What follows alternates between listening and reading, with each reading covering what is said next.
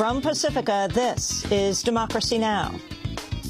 The oil pipeline, which runs in this case through the Caucasus, through Azerbaijan, Georgia and Turkey, and then at a later stage through the Alps, Italy, Austria and Germany, has in many ways its own nation statehood. It has its own legal structures, its own security structures, its own labor laws, its own environmental laws, which stand outside the states through which it runs. It's a separate entity outside those states. Today we look at the oil road, the route of the oil pipelines that stretch from the Caspian Sea to Europe. We'll speak with author James Marriott and Anna Galkina of the British organization Platform, and well as Columbia University professor Timothy Mitchell, author of Carbon Democracy, Political Power in the Age of Oil. The question is not one of ending our dependency on oil, but of creating, I think, new dependencies, the dependencies that make democracy matter. Whether in the Arab world or here in the US, how do we organize matters in such ways that the oligarchs who seek our consent to their rule come to depend once again on the ordinary lives of most people to reproduce their own privilege? All that and more coming up.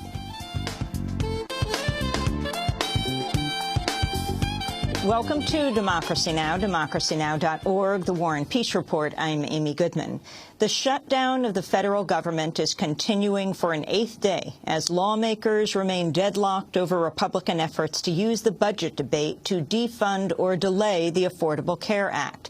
Senate Democrats are moving forward this week with clean legislation to increase the country's borrowing limit without any other policy measures attached. Meanwhile, the White House has signaled willingness to accept a temporary increase in the nation's borrowing limit in order to meet an October 17th deadline and give the parties more time to negotiate. On Monday, Senate Minority Leader Mitch McConnell accused Democrats of refusing to come to the table. There's a time for politics. There's a time for sitting down like adults and working things out. Republicans are ready and willing to negotiate. We invite Senate Democrats to join us. Senate Majority Leader Harry Reid hit back at the Republicans, reading a quote from the Think Progress editor-in-chief, Judd Legum, that he said summarized the current debacle. Here's how he explained it. Republicans ask, can I burn down your house? We say no. Republicans ask, how about burning down the second floor? We say no. Republicans ask, how about just the garage? We say no. Republicans say, let's talk about what I can burn down. We say no. And they say, you're not compromising.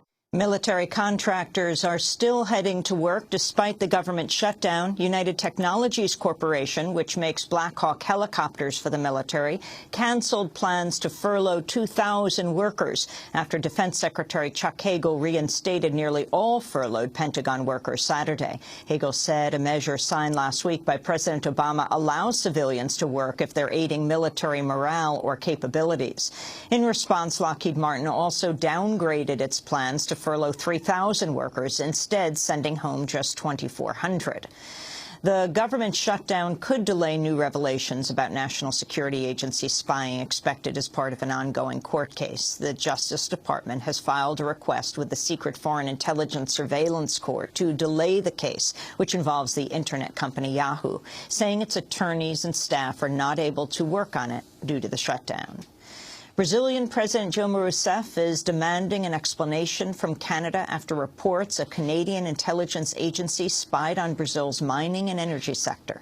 A Brazilian TV report based on leaks from Edward Snowden's given to Brazil-based journalist Glenn Greenwald said Canada targeted the communications of the former Brazilian ambassador to Canada as well as those of staff at the ministry managing Brazil's vast energy reserves. In a Twitter post, President Rousseff said the United States and its allies must immediately stop their spying activity once and for all. The Wall Street Journal, meanwhile, reports chronic electrical failures have plagued the National Security Agency's massive new data storage facility in Bluffdale, Utah, preventing the center from opening and destroying hundreds of thousands of dollars worth of equipment.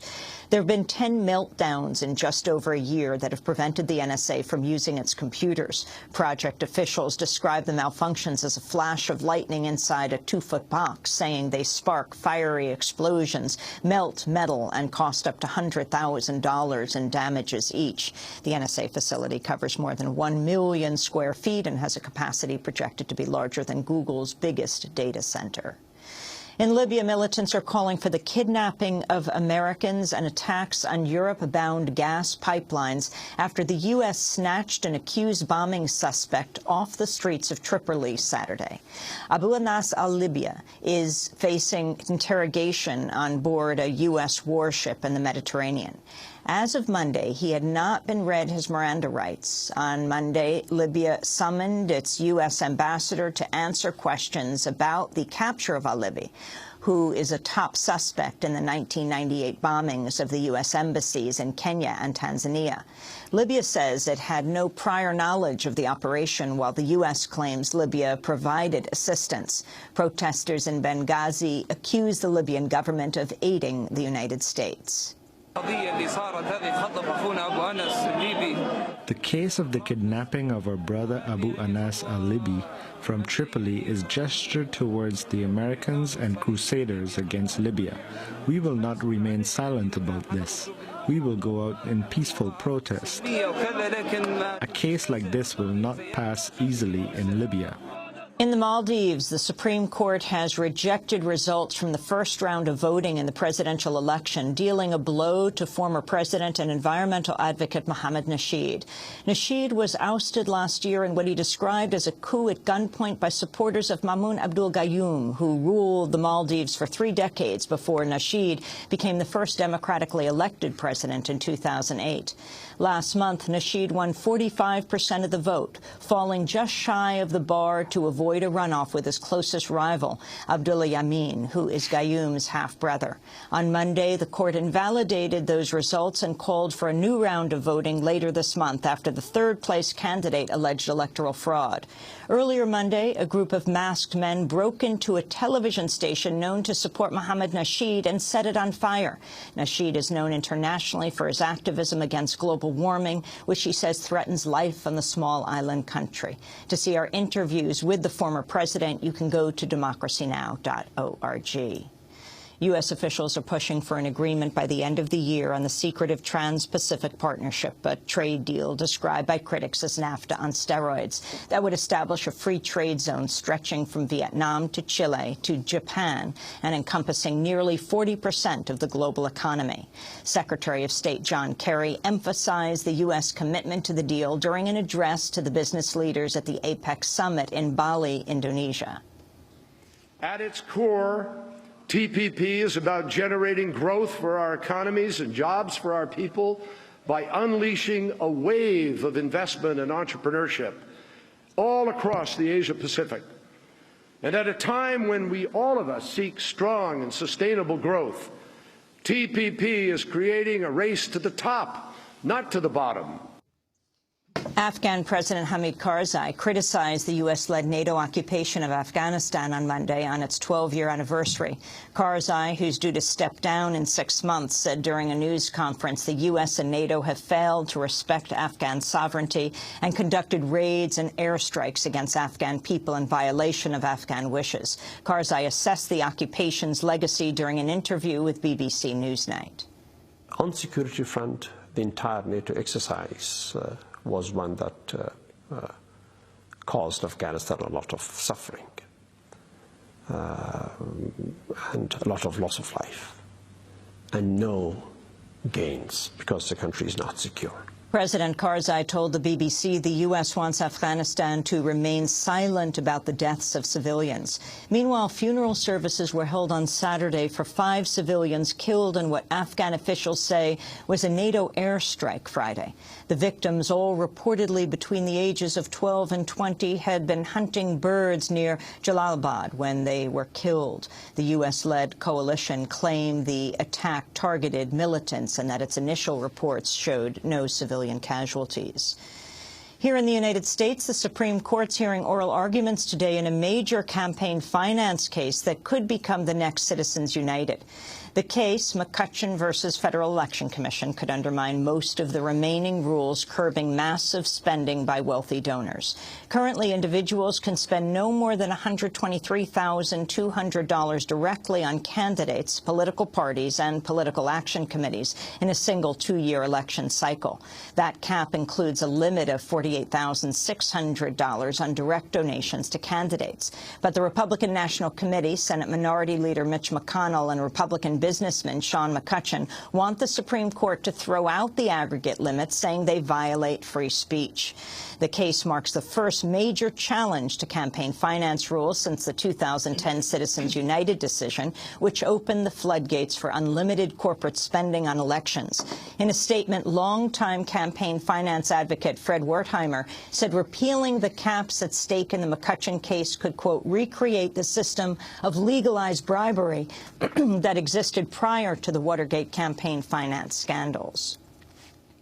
Arizona officials say they plan to launch a two-track voting system that will bar people who don't present proof of U.S. citizenship from voting in state and local elections.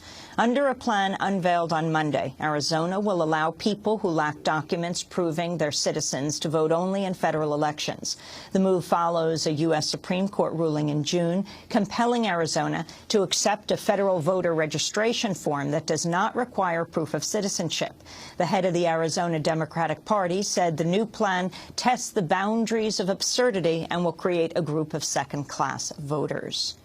California Governor Jerry Brown has vetoed a bill that would have made the state the first in the country to allow immigrants without citizenship to serve on juries, saying such responsibility should be reserved for U.S. citizens.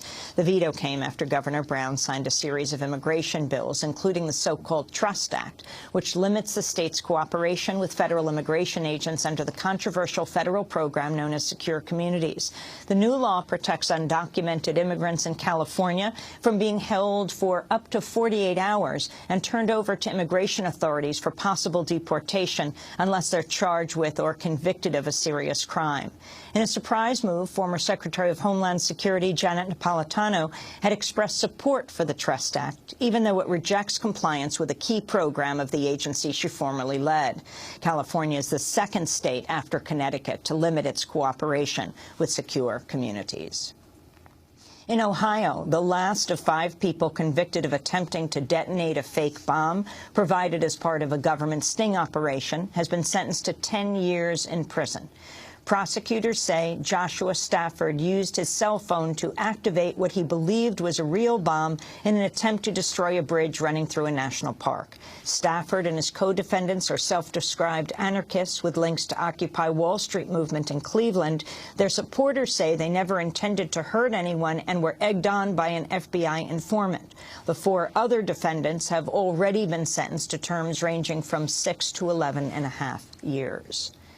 In New York, a White Plains police officer who used a racial slur against elderly Marine veteran Kenneth Chamberlain shortly before police shot Chamberlain dead in his own home in 2011 has been fired.